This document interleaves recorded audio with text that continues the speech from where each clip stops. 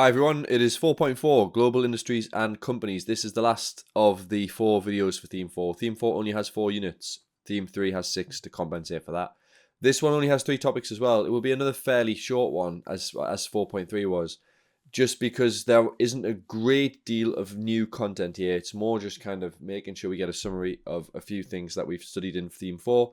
And also there's a little bit of a link there, global ethics, a little bit of a link to what we covered in Theme 3 when we studied ethics. The first part of this unit is 4.1, which is the impact of MNCs. So we need to understand what an MNC is. An MNC is a multinational corporation. And a multinational corporation is a company that has operations in multiple countries. It has to be operations as well. If you have all of your business based in the United Kingdom, but you export online to France, that doesn't make you a multinational corporation.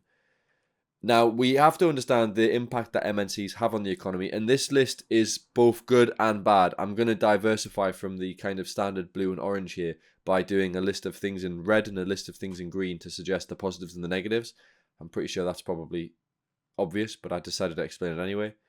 So positives first, it creates jobs. A multinational corporation joining a country can create work, can therefore potentially lead to increased incomes in the area. These jobs are typically higher paid jobs because obviously the MNCs have more money behind them that they're able to provide work at a higher wage rate. And they would do this to potentially attract workers from other businesses in the domestic market. There's also a bunch of transfers, the first of which is skills. So if a multinational corporation joins a new country, they are going to take with them certain levels of training, certain levels of equipment that potentially could lead to higher levels of skills for employees and potential employees in the country that's receiving the MNC. There's also technology transfer. So you can imagine that when Microsoft first made their move into Africa, they took with them technology that they had been operating with in America rather than just using the technology that was available to them in Africa. Of course, this leads to higher levels, faster technological growth in these countries than the existing, the prior countries, the home countries of these businesses experienced. So this technology transfer and this skills transfer should lead to higher levels of standards. There's also a potential impact on local businesses that could be positive. If, for example, if a business builds a new car manufacturing facility in an area that doesn't have a big manufacturing facility, it could create other local businesses. It could create suppliers. It could create catering firms, security firms. A variety of businesses could set up to provide services, or maybe even just cafes and supermarkets and schools to provide kind of amenities to the local business, especially if it's one that employs a large amount of employees. Generally speaking, we should see an increase in standards because of all of these things. We should see an increase in working conditions. Businesses from MNCs that maybe have higher levels of legislation that lead to higher levels of working conditions, and potentially high levels of legislation that lead to better care for the environment. In theory, you would like to believe that they would take those high standards with them. We'll talk about this in a minute, about how this isn't necessarily always the case, but that's generally what you would expect to see. So there are a huge range of positives for MNCs, especially if the MNC is in an industry that that country doesn't already have. So like I mentioned, my car factory, if that area of the country doesn't have an existing car factory, that potentially is going to be an overwhelmingly positive impact. But there are some negatives as well. One is wage inflation. So we talked about higher paid jobs from MNCs. Well, if I own a local business and suddenly an MNC has higher wages down the road, I potentially am at risk of losing my employees unless I pay higher wages. And so we could see wage inflation because of that. There is also increased competition for local firms if there are local firms that operate in the same market. And that potentially could be a negative because I'm willing to bet that the local firms find it much more difficult to price compete against an MNC that is able to benefit from huge levels of economies of scale and what have you. There's also the impact on culture. And I tell my students this all the time, but when I would really like to go to Italy. Italy is, I've been before when I was a kid. I'd like to go again as an adult. Italian food is my favorite food. And if I go to Italy, I want to walk down authentic Italian streets.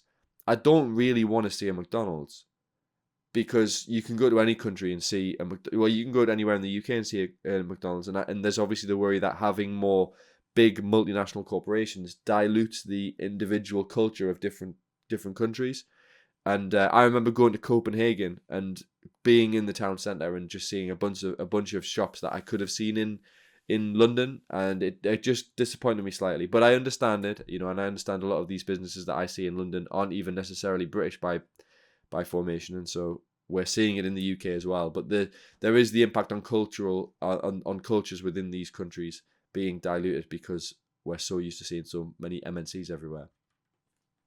They also don't necessarily have to care for the community or the environment, especially if it's not their home country. They may not have any kind of emotional tie or emotional investment, and therefore may make some decisions that aren't necessarily the best for the community or for the environment. That links really nicely to this next topic, which is global ethics. We're going to look at a few different areas where ethics are a big factor. You'll have studied ethics in Theme 3. Ethics is different on a global scale because there are certain issues that arise when we think about global ethics that maybe don't necessarily arise when we think about ethics within one domestic market. The first is pay and working conditions. So there's a question here, and it's a complicated one, but is paying lower wages in other countries unethical if those wages are at local levels? If we go to another country to save money on our production costs and we pay the staff in the new country a fifth of what we paid the staff in our previous country, that's not necessarily unethical if those wages for those workers are fair wages for their work, if it provides them a good level of income and a good level of work. But the problem here is sometimes when we think about working conditions, do businesses lower their standards when they get the chance to because of the lower legislation standards? We talked earlier about how we'd expect to see an increase in standards because they'd bring positive working conditions with them. There's no guarantee that that's the case. A lot of businesses will do what they need to do by law and no more because they're trying to, squeeze every bit of profit out of the business.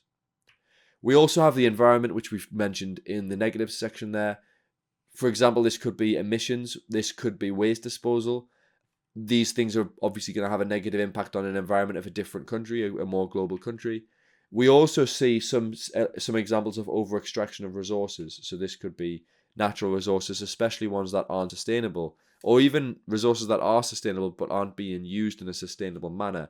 We can see an over-extraction of resources, and to the point where sometimes we've seen business examples where they have used a resource, and when they've run out of that resource, they've just kind of moved on to other countries, and all the benefits you'd get from the MNC are then ended, the creation of jobs and what have you.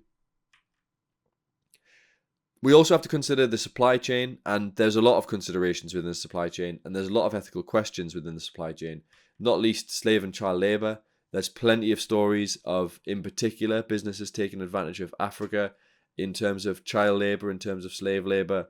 I read a story recently in the news about tea companies and a tea estate in, I think it was Nairobi or Kenya, or may have even been both actually, that had seen huge controversies around the treatment of workers and the exploitation of workers in the supply chain.